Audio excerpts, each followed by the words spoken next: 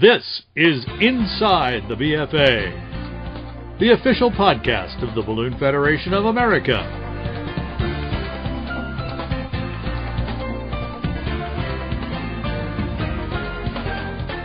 Each episode of Inside the BFA is an open discussion of the many aspects of the sport of ballooning and the BFA's work to represent its members and the ballooning community at large. Now, here's your host, editor of the BFA's Ballooning Journal, Glenn Moyer. Hello, and welcome to another edition of Inside the BFA. I'm Glenn Moyer, the BFA's Ballooning Journal editor and your host for tonight's podcast. This evening, we're going to dive into the world of balloon events. We're going to get some behind-the-scenes views and discussions of balloon festivals, how they're put together, what some of the problems are in organization, some of the different schemes for sponsorship, go, no-go flying decisions, social media, all sorts of issues revolving, I should say, around balloon festivals as they happen across the country. We are joined tonight by three directors of three different ballooning events, each of which has enjoyed more than 40 years, 40 years of success. And I'm thrilled to have each of them joining us this evening. First of all, a longtime, very good friend of mine. I have a long association with this lady, Jo Vai, who is the executive director of the Plano, Texas Balloon Festival and has been since 1991. In 2016, Jo was recognized by the Texas Festival and Events Association with their Hall of Honor Lifetime Achievement Award. She's also held dozens of volunteer roles in other nonprofit organizations and has received accolades in many of those positions from the likes of the Plano Chamber of Commerce, Leadership Plano, and the Volunteer Center of Collin County. She and her husband, Gary, have two daughters, one of which I know, and possibly the other, I probably have met her, and two grandchildren. The Plano Balloon Festival, by the way, which Plano, if you don't know, is located in the Dallas-Fort Worth Metroplex, just north of Dallas. And the festival is a nonprofit event that has contributed more than $3 million back into the local community. It takes place on the third weekend of September, and it was actually founded back in 1980 by members of the local Plano Balloon Association. My next guest tonight is John Gravlin. He is in his third year as the event director for the Southwest Iowa Hot Air Balloon Races that are held in Creston, Iowa. This year, 2026, will be their 48th annual event. Now, John's been involved in the event since he was a child. He's a lifelong resident of Creston, and his company is and has been a balloon sponsor. After joining the Chamber of Commerce, John volunteered on the Balloon Event Committee, and he now sits as the chairman and the committee's event director. He is part owner and project manager of R.E. Lewis Refrigeration. John and his wife, Maddie, have two children, aged 2 and 1. That must be exciting. Thank you, John, for being here. And by the way, the Southwest Iowa Hot Air Balloon Races, which is held in Creston, Iowa, takes place also on the third weekend of September. So Jo and John are in a bit of competition there. The event started as a marketing campaign for Miller High Life beer. The community has kept it going, though, through volunteer efforts ever since. My final guest tonight is Mr. Ken Garner. Ken is the president of the Alabama Jubilee Hot Air Balloon Classic and has been associated with that event since 1985. Garner is a pilot of 41 years, a balloon pilot, as well as fixed wing, and as such has also served as the Jubilee's balloon meister for almost half of his 40 years of association with that event. Now, the Jubilee began back in 1978, founded by a group of balloonists in Decatur, Alabama. The event draws about 60 pilots and takes place on Memorial Day weekend, which this year, coincidentally, includes my birthday of May 23rd. Imagine that. Maybe I have some place to go and have some cake. We'll have to talk about that. The event's ongoing success has led to the Alabama legislature to name Decatur, Alabama as the ballooning capital of the state of Alabama. So welcome one and all this evening, and thank you all for being here. As I said, we're going to dive into the entire balloon event spectrum, what it takes to be an organizer, how you put these things together. So let me get started Joe, I'll direct this one to you at first, because we did mention your event is a nonprofit organization, as the others may well be. Is it a standalone organization? Is it part of the Chamber of Commerce? Is it run by a balloon club? Tell me a little bit about the organization of the Plano Balloon Festival. Sure. Well, so the Plano Balloon Festival is a nonprofit 501c3. We have been for many years. I believe we got that certification in about 1985, 86, something like that.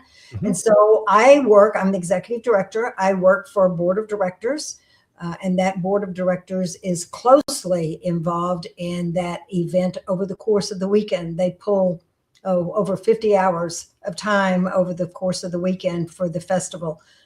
So that's the way ours is set up. Even though we take place in Plano and the city is involved with their city services and we use a city park, it is not the city of Plano's event.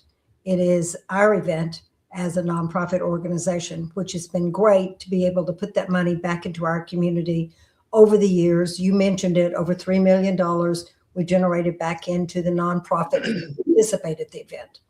Okay. We'll talk more about that money back to the community, because I know in Plano, there's a very unique way that you guys do that. And I want to be sure we share that. Ken, the Alabama Jubilee, as I was saying, was formed like the Plano group originally by balloonists, balloon pilots who wanted to share their sport. Tell me something about the organization of the Alabama Jubilee. Is it still a balloonist run organization? Alabama Jubilee is very much run by balloonists, but over the years, our balloon population and our pilot population has diminished somewhat. We have got about 35 to 40 dedicated volunteers that organize and help put Alabama Jubilee on. It started, I think, with about 16 or 17 guys that came into Decatur in actually 77, if I'm not mistaken. And then we had a gentleman that had gone to Albuquerque, and he came back with the idea of having a city hot air balloon to promote the city, and also the opening of Point Mallard Park, which is the world's first wave making pool, or the United States' first wave making pool. That pool, I think, started in 71, and we were always looking for ways to promote it and get things going. And the original Decatur balloon had Decatur, Alabama on one side, and then had Point Mallard Park on the other side.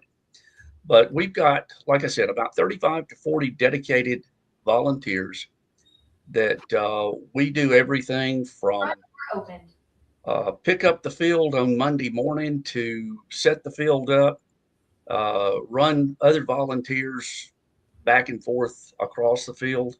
And then naturally, we've got about 5 or 6 pilots in the city now. Like I said, we had about 15 whenever we were named the hot air balloon capital of the state of Alabama. But that number has shrunk just from people moving away and people getting out of the sport. So this group of volunteers then, John, that run the festival, is that now like a private volunteer committee? Is it adjacent to or an adjunct to the chamber, anything like that? Or is it just an independent body?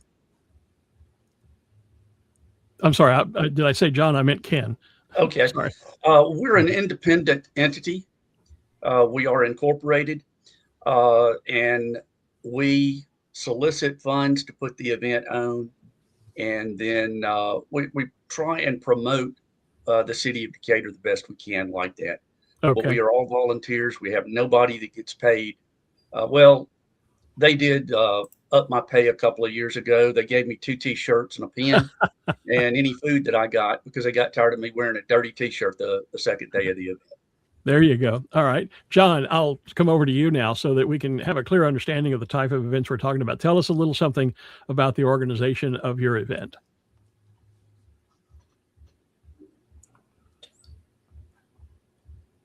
Did we lose John? Yeah, I apologize. I broke up a little bit there. Can you ask that question? Tell us a little something about your event, its organizational structure.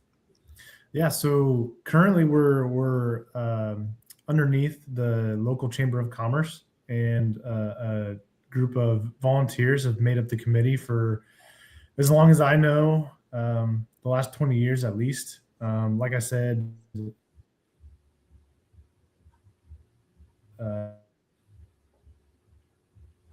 like you mentioned before, the event started off as a market.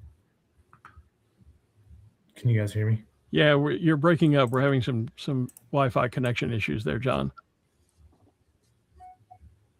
Why don't you work on that, and we'll continue on and see if we can get back. You might want to log out and join back in, see if that works, perhaps, or maybe Fred can talk with you backstage. Let's move on for the moment then.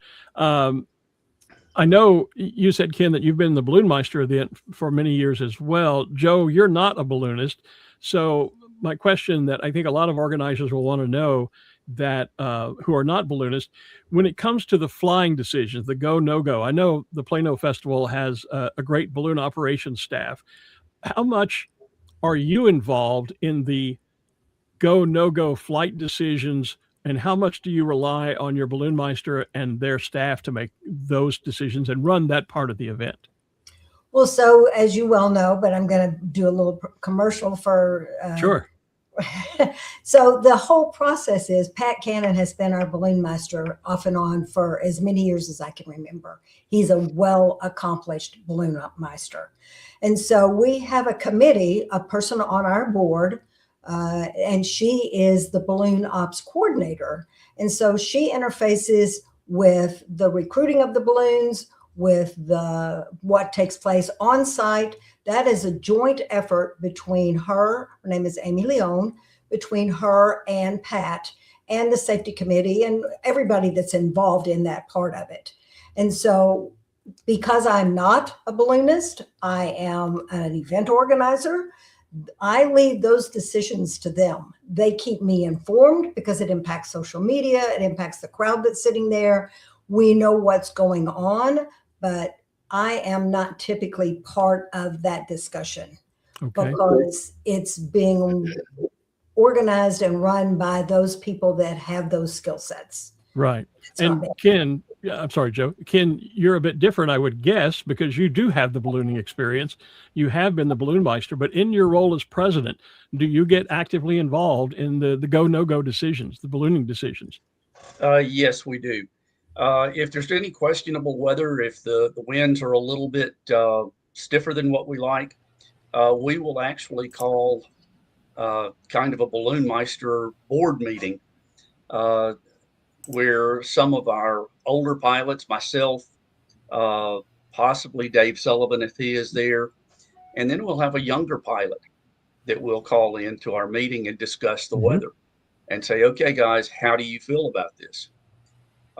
And we're in a unique situation here in Decatur because to the north of us is the Tennessee River.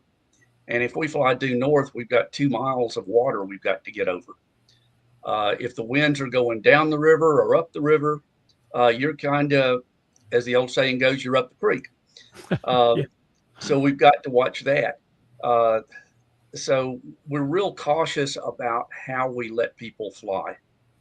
And we will get together with a Balloonmeister, usually myself, the president, and like I said, maybe another old timer like Dave Sullivan, and then one of the younger pilots to get everybody's opinion before we release the balloons. Okay. John, I see you're back with us. Welcome back. Hopefully Yeah, we sorry solved the about that. connection problems. So let's go back for a moment and let me give you your opportunity again. Tell us a little about the organizational structure of the event that you run. And then if you would, the same question I've asked Joe and Ken, or do you as the event director get actively involved in any of the balloon flight decisions, or do you leave that to your Balloonmeister and staff? Yeah, I'll be somewhat brief to catch up. Our events run underneath our local's Chamber of Commerce, so we're not quite our own 501c3 yet. That is a goal in the future. And so the event is run by a committee of volunteers, which I head up, and the community gets behind it and supports it wholeheartedly. As far as flight decisions, I've just got a great relationship with our Balloonmeister, and I defer all those decisions to them. We've got a great team of guys that head that up, and I always encourage fly if you can. At the very least, let's do something to show the community what you guys do, but it's always their decision. Very good. Let's talk a little bit about event financing. These events are not cheap. I know. Um, I won't go into how I know, but I know. But sponsorships, I'm sure. I looked at the websites for all of your events, and I know sponsors play a big role in your events. John, I'll start with you on this one. How much of the event is financed by sponsorship dollar versus are you a gated event? Do you get any community grant monies, anything like that? How is your event financed, and what role and how important are sponsorships to your event? Yeah, as I'm sure everyone would say, sponsors are everything. The community support is the lion's share of the financial support for the event. Our event is somewhat unique in that the only sponsorship of opportunity we've had historically is just a balloon sponsor. And at our event, a balloon sponsor is a banner on the side of your balloon, as well as you provide the crew for the balloonist, which to my understanding doesn't happen everywhere, but it's a fun thing. We've got sponsors that have been paired up with balloonists for 25 plus years and have built long-standing relationships. The other great support that we get from the community is some local hotel motel tax through the city, and that's always really helpful too, to help offset hotels for the pilots when they come. But as of right now, our structure is very, very simple. It's basically balloon sponsorship. Okay. Joe, I know Plano is vastly different. You've had a long relationship with HEB Central Market as a sponsor. You have, I know, multi-year sponsorships, I believe, and you have sponsorships for not just, you have a title sponsor for the event, but I know then there's a sponsor for the children's activities. You have multiple stages, each with sponsors. Sponsorship is a critical role from my experience and knowledge of Plano. How do you go about developing those relationships and keeping those sponsors happy? Well, so it's just like you said, sponsorships are a key part of this event, and that is part of my role as the executive director.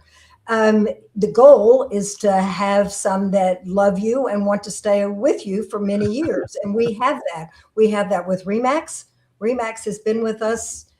This is my 35th year. RE/MAX was there when I got there. And so when you have people like that, it spreads the message of what a successful event can look like.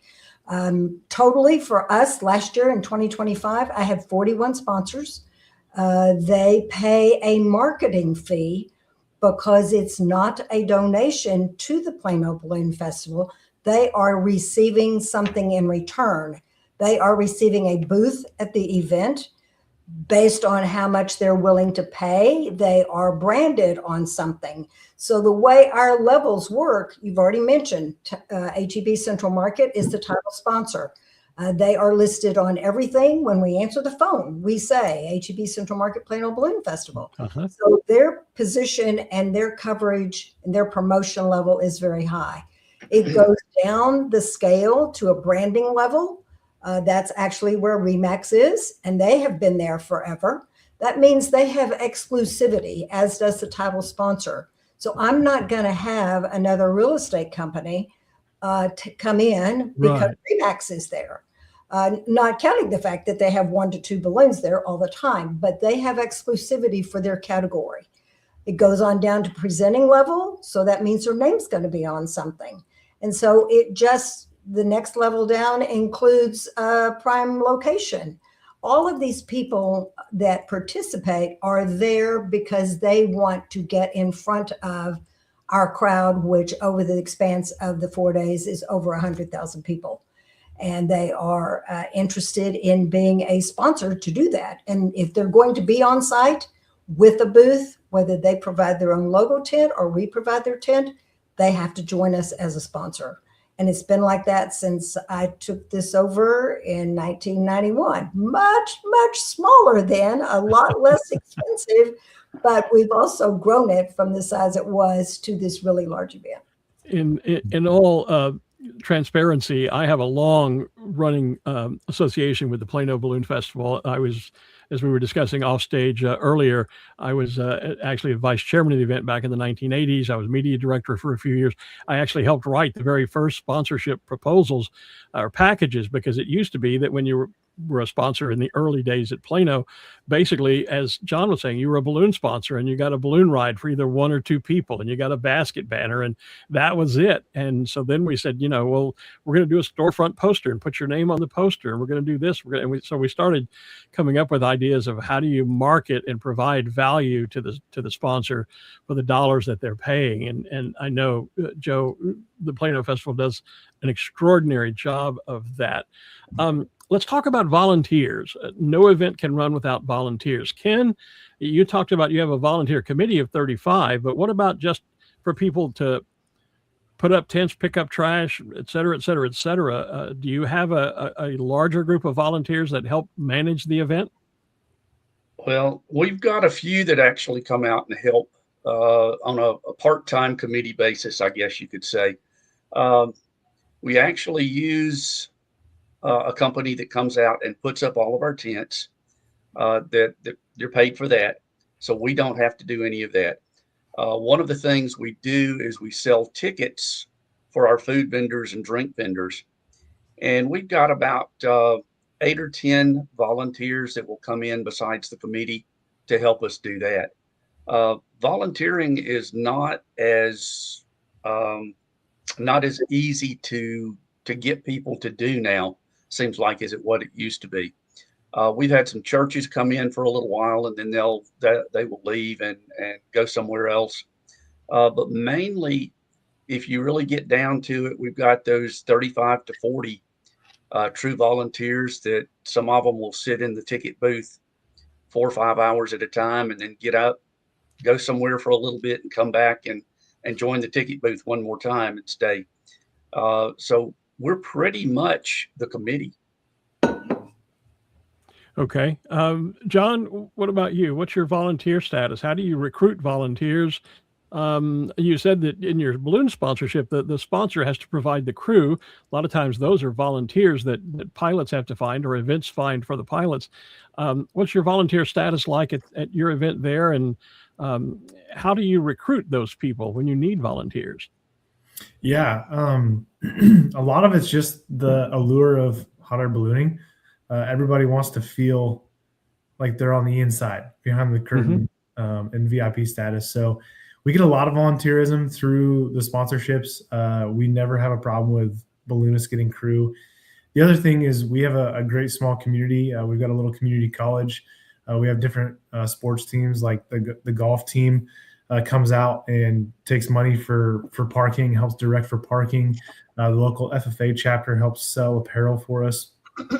And the event gives donations back to those the golf team and the FFA. We also have a local FBLA chapter that helps with cleanup after the event as well. So I think we market it as great opportunities for young people to get some community service hours, but they're all really willing and they love to be a part of the event. So okay.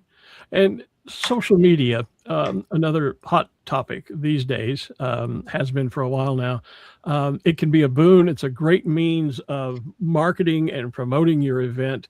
But Lord help you when a balloon flight is canceled or there's bad weather, et cetera, and or somebody doesn't like the cost of the hot dog and they just go ballistic on social media.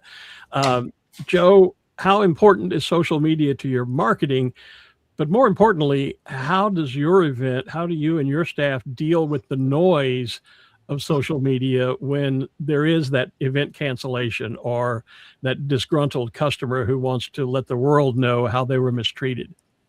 One of the best things we ever did over 10 years ago, longer ago than 10 years, when social media became the thing, was to have someone that we knew that was involved in some things in Plano and was very capable with social media. And so we were her first client, and she has been with us ever since. She is dedicated to this event. She loves this event. She is extremely skillful with this. And we're talking about all the platforms, every single one of them. And so she is responsible. We pay her. She is our social media coordinator. And so she is responsible for being out there, for constantly being close by when we are in the midst of deciding if we're going to be able to fly or not. She's right there, and she's going to probably know it before I do, what the answer is to that question. And so with that, and the information that we put out there about when we fly and why we might not be able to fly is something that we're constantly promoting. I sometimes say people don't read, and they don't, but they're quick to respond when they get there and we're not able to fly. We didn't know that. Well, that's not really the case. I can tell you that this week, yesterday, Cece put it out there. Not her, we have 100,000 Facebook followers. Wow. And so our social media is the largest of anything that's done in this area. And it is the most successful for us because for years we did a lot of other kinds of things. Print's not as big as print once was. Mm-hmm. And when we look at who our attendees are, they're not reading the local newspaper or the magazines. And so we structure almost all of our advertising money strictly with social media. And it has paid off 1,000 times over for that. She's also responsible and has it set up so that when the negativity starts and something has gone awry with someone, she handles that. I don't handle that. I'm busy doing something else. Jessica, the event director, is busy doing something else. We trust her. She knows the answers to these things, and she knows how we want it done. And so she is a vital part of the success and the team that puts this event on. Ken, do you guys have a social media staffer as well? We do. We, in fact, the vice president this year kind of handles our social media. And then we've got another guy that does some things with it also. And Brian is real good to monitor social media and Facebook. And if there are too many negative comments, he knows how to cut the comments off. Right. But there are always comments. This last year, we had a thunderstorm roll in right at 6 o'clock in the morning. And it was probably one of the worst Alabama Jubilees that we had this year.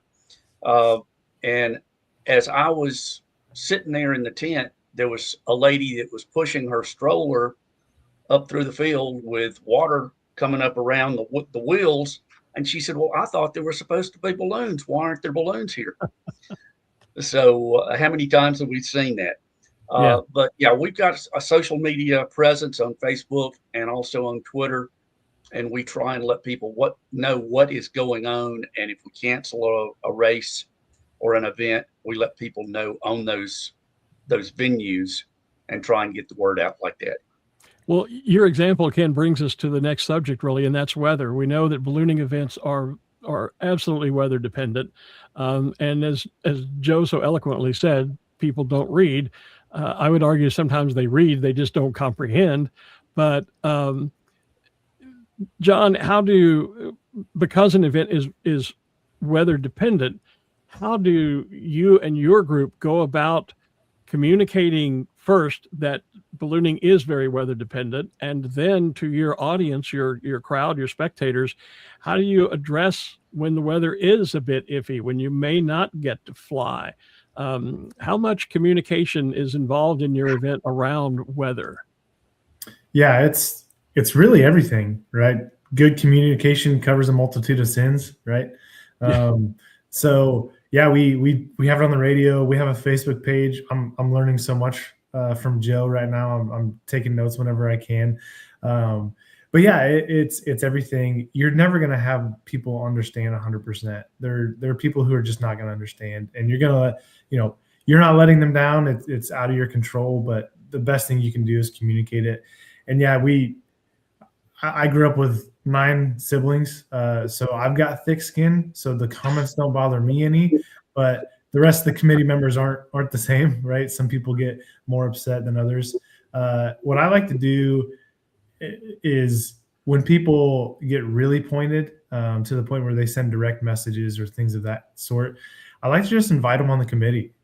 come be a part of this, come volunteer your time. And then when people really have a problem with the weather, I say, hey, set your cruise control to 10 to 12 miles an hour and jump out of your vehicle and see how you like it. Yeah, that's a good example. And yeah, that's always works if you just say, well, you know what, if you can do it so much better than us, come on board, help us, Right. help us make us better. That's a great idea. We looked at a picture a moment ago from Plano of a balloon glow. Balloon glows are sometimes persona non grata at ballooning events. I never minded doing them. There's the picture. Joe was on.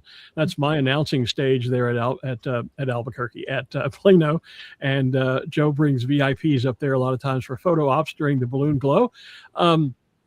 Where I was going with that, though, is that a lot of pilots do not like to do balloon glows. Some events actually incentivize, they actually sometimes pay a bounty for pilots to do these balloon glows because they're huge crowd pleasers. Joe, I think probably better than many, how important is a successful balloon glow to your event, especially in times when maybe you can't fly, but you can pull off the glow in the evening? Well, so that was what we started doing after the pandemic. In Texas, of an evening, we were always waiting on the wind to die. Everybody knows, you got to be up and down within 35 minutes of sunset. We were always in this holding position. And so Glenn's talking to everybody, trying to keep them happy, but they're not. And then all of a sudden you hit that hard stop and we're not going to be able to fly. And they become extremely irritated on social media. So we just stopped all that. We only glow of an evening. We do not fly. I don't care if the weather is perfect. We do not fly of an evening. And so we kind of took a clue from Albuquerque because they started that. And for us, that has turned out to be great. The first couple of years were a little dicey because people didn't understand and didn't know we were doing it. But now it's a key component of the event. And we don't just glow. We glow to music. We glow to specific parts. It's choreographed. That are all put together. It's all choreographed, right, between music and the glow. And Bill Broker is responsible for that. And that has been the changing factor that the people are happy about. That and the fact that if they're glowing, they're on the field way longer than if they're flying. And so it's a much stronger possibility that we will get to fly of a morning. And so we do launch of a morning if weather permits. But we have a whole system with weather and everything, a weather officer and protocols and everything that we go through tied to that. But we don't even try to fly any more of an evening. And this has been highly successful. It's very well received. We're going to run out of time before we get to everything I wanted to discuss tonight. But so I'm going to kind of bounce around in some of these final questions, one of which was, Albuquerque makes a big thing out of the only balloon event that allows spectators on the field around the balloons, or one of the only. I know, Joe, in Plano, that we do that when the conditions are right. Mornings we can't fly, but we can tether. If the conditions are calm, Pat Cannon will allow spectators to come out onto the field, and that's a huge thing for them. They love taking selfies and all the pictures and things. And we sometimes have done it during the balloon glow.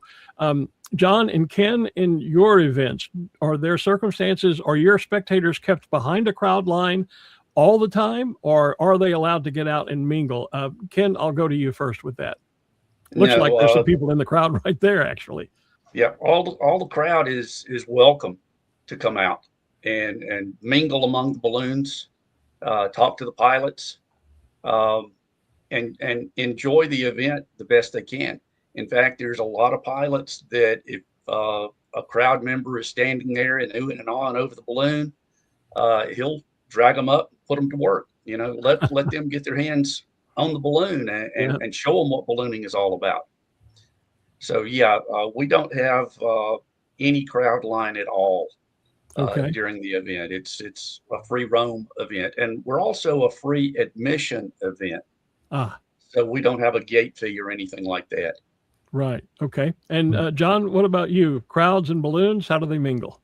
Yeah, it's very similar to what Ken said. We allow the crews and the balloons to get up in the event of a glow, And then once everybody's up, then we open up the field to the crowd. And the kids love collecting all the cards and meeting all the pilots. And it's a lot of fun.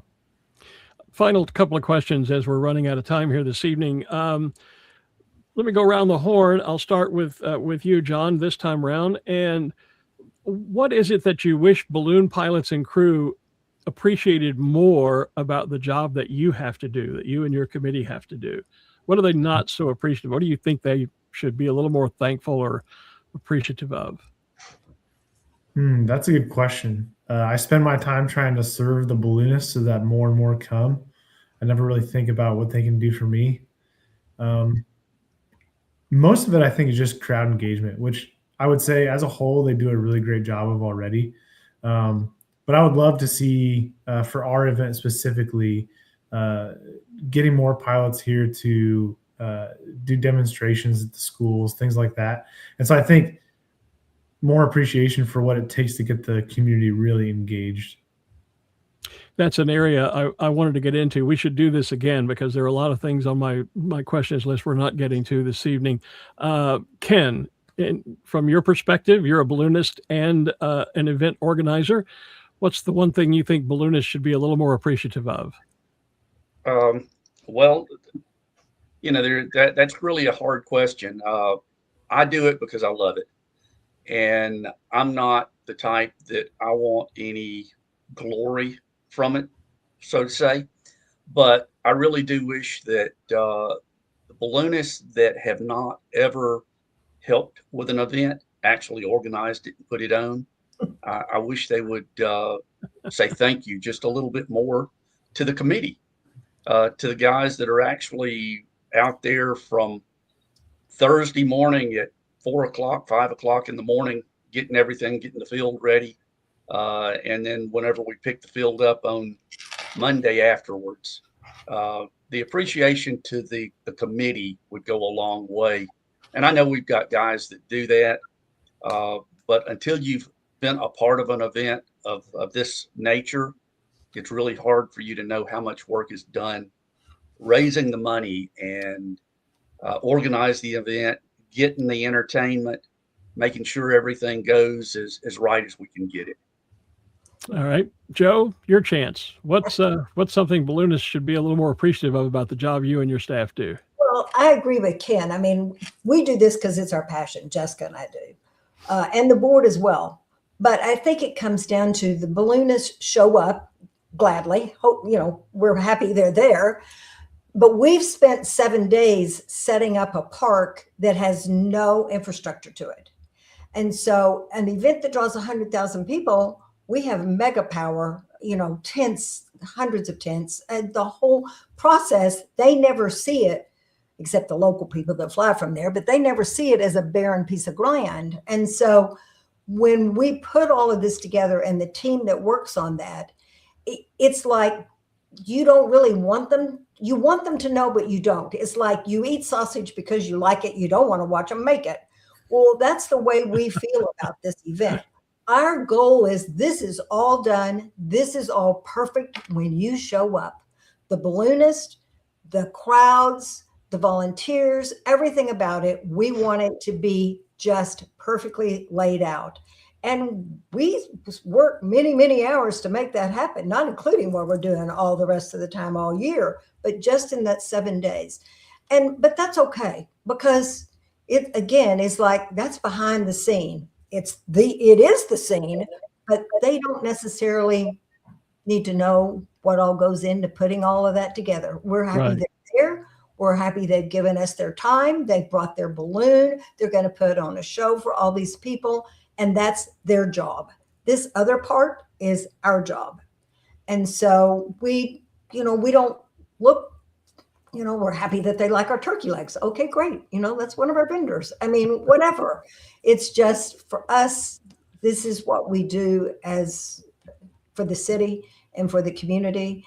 And we're not looking for what we get in return is the smile on those little kids' faces and all those people that come.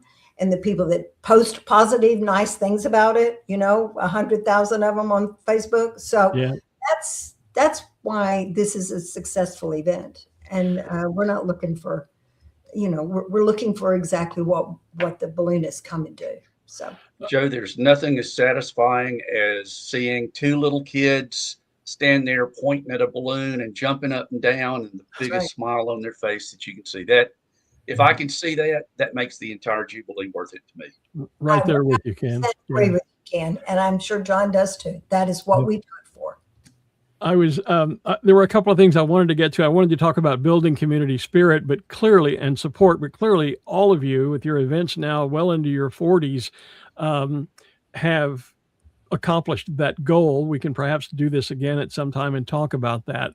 I'm going to throw the last one out at you and give you an option. I had questions on my list. One, what has been the most challenging logistical problem you've dealt with in the time you've done this? And if you can answer both briefly, that'll be fine.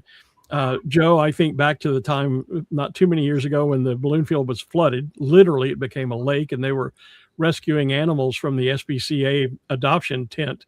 And I don't know, as I say, I'm not as familiar with the other two events. So what's been your most challenging logistical issue to deal with as an organizer? And then if you have a favorite success story from your event in any year, under any circumstances, share that with us. We'll go around the horn again. Joe, or rather, John, I'll start with you on this one. Yeah. The biggest logistical issue right now is we have so many things that are in town, uptown, and then we've got everything else at the airport. And so that's just a challenge, trying not to split the populace. But that's just a unique challenge that we have. We don't have the luxury yet of having our own field to host everything at all in one spot. So you're in two locations. Is that what you're saying? Yeah, so we have a lot of stuff that happens uptown in Creston, and then our municipal airport is where the bulk of the flying in and flying out happens. And it's only 1.5 miles outside of town, so it's not like it's this big commute. But obviously, that there's a lot of logistical things that we fight through. That hopefully we don't have to do that forever. But the biggest success is really this. Our event has been around for a really long time. But we haven't always had the best volunteer base. And so in the last 5 years, we've really seen an uptick in balloonists coming back. We're trying to do whatever we can to bolster the event again and take a new look at it, which is why I'd love to pick Joe and Ken's brains offline sometime. So.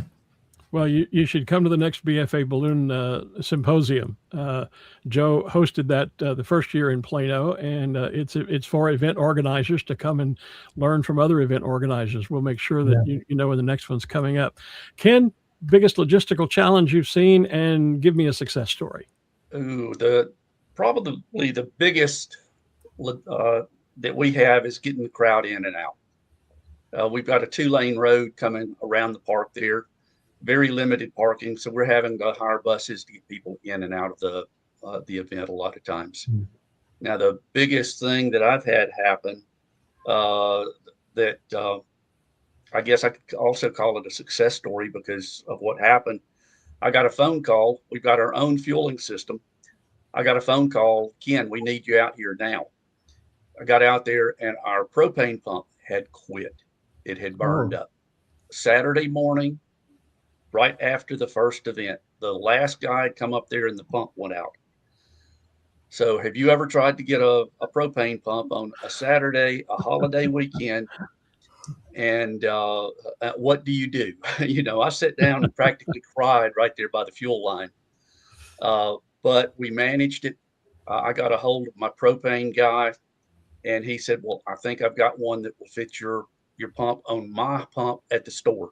And he took his pump off and brought it to us and put it on. And then I had a friend that wired it and got it going. Without propane, we don't have balloons. That's it. So that was two of my horror stories right there, I guess you could say. That's almost like your worst nightmare and your best, your best happiest ending, all in the same story. Yeah, exactly. Joe, we'll bring it to a close with you, my dear. Go ahead. Well, Glenn, you already know, you were there, I'm pretty sure. 2018, we had a flash flood. Glenn's already commented about that came in there above us. This is in a floodplain because it's a city park. All the city parks in Texas are in floodplains. And so this came in, everything was set up. Everyone's booth, they leave their things there because we have security. It's a gated event that's closed off. And so everything is set up. And we started Friday, and this was before we started having Thursday, but we started Friday evening, and we did hit some rain. And so we suspended activity. We never say that word canceled because the media picks it up and then the event's done for the whole weekend when it's not, because in Texas, the weather changes all the time. And so we ended up getting a call from our sheriff's officers that were pulling the night duty that there was water. Well, okay, what does that mean? There's water. Well, when we get there, the water has flooded everything. It has carried away things that weigh thousands of pounds. The entire site, the tents were down, everything about it was stricken. The people that had left all their things, their stuff is all gone. It's floated down the river. And it's not a river like you have. It's a little tiny little river back behind us, small. And so that for the first time in all the years, we had to cancel the event. But all the things that we had out there had to be paid. And so fortunately for us, we had been diligent with the way we manage our money.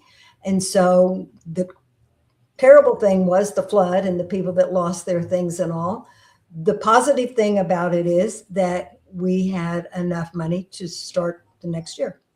So 2029, we were able to produce the festival just like we always had, because we had those, we call it the rainy day fund.